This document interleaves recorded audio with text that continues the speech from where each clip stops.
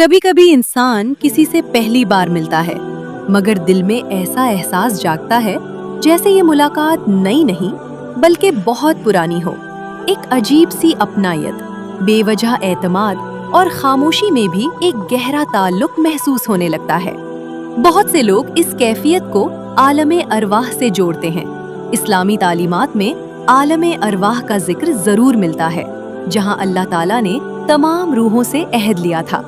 लेकिन ये बात कि किसी मखसूस मर्द और औरत की शादी या निकाह वहाँ पहले से हो चुका होता है, कुरान और हदीस से साबित नहीं। इसलिए इस मौजू को एक रूहानी तसव्वुर के तौर पर ही समझना चाहिए, न कि एक यकीनी दीनी हकीकत के तौर पर। कुरान करीम में सूरतुल आराफ की आयत 172 हमें याद दिलाती है कि अल्लाह ताला ने तमाम रूहों से अपनी रुबूबियत का इकरार लिया था। यही वजह है कि बाज़ औक़ात इंसान किसी से मिलकर गैर मामूली कुर्बत महसूस करता है। रसूल अल्लाह सल्लल्लाहु अलैहि व आलिहि वसल्लम ने फरमाया कि रूहें लश्करों की मानिंद है। जो रूहें पहले एक दूसरे से मानूस रही हों, वो दुनिया में भी एक दूसरे से उन्स महसूस करती हैं, और जो एक दूसरे से अजनबी हों, वो यहाँ भी अजनबियत महसूस करती हैं। इसीलिए बाज़ मुलाकातें दिल पर फौरन असर छोड़ देती हैं और इंसान महसूस करता है कि जैसे बरसों का ताल्लुक हो। बाज़ लोगों के दरमियान ख्यालात, एहसासात और मिजाज में हैरत अंगेज हमाहंगी होती है।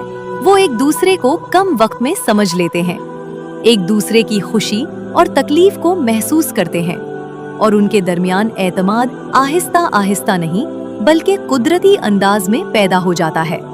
मगर हर मजबूत एहसास इस बात की दलील नहीं होता कि यही रिश्ता अल्लाह की तरफ से लाजमन मुकद्दर किया गया है। मोमिन का रास्ता हमेशा शरीयत, अक्ल और इस्तिखारे की रोशनी में तय होता है। जिंदगी में बाज़ औक़ात ऐसे लोग भी मिलते हैं जिनसे गहरा ताल्लुक बन जाता है, मगर हालात, फासले या दूसरी आजमाइशें उन्हें एक दूसरे से दूर कर देती हैं। ऐसी जुदाई यकीनन तकलीफ देती है, लेकिन अगर इंसान सब्र इख्तियार करे और अल्लाह ताला पर भरोसा रखे तो यही आजमाइश उसके ईमान को मजबूत बना सकती है। दुआ भी मोमिन का सबसे ताकतवर सहारा है। जब दिल खुलूस के साथ अल्लाह ताला के सामने झुकता है तो वही रब बेहतर फैसला फरमाता है, क्योंकि वो जानता है कि हमारे हक में क्या बेहतर है।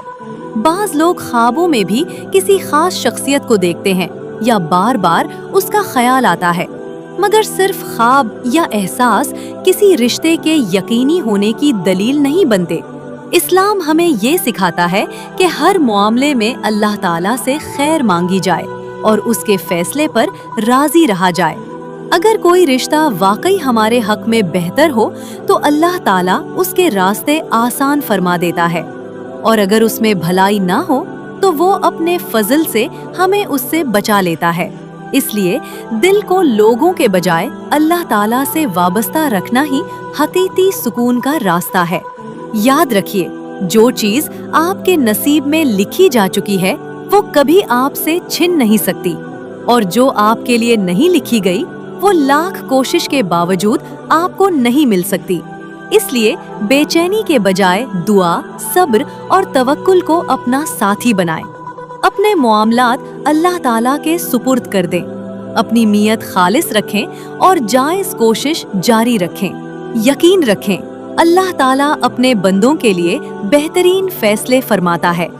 अगर आपके लिए कोई रिश्ता खैर का बाइस है तो वो मुनासिब वक्त पर जरूर अता होगा, और अगर नहीं तो अल्लाह ताला उससे कहीं बेहतर अता फरमाएगा।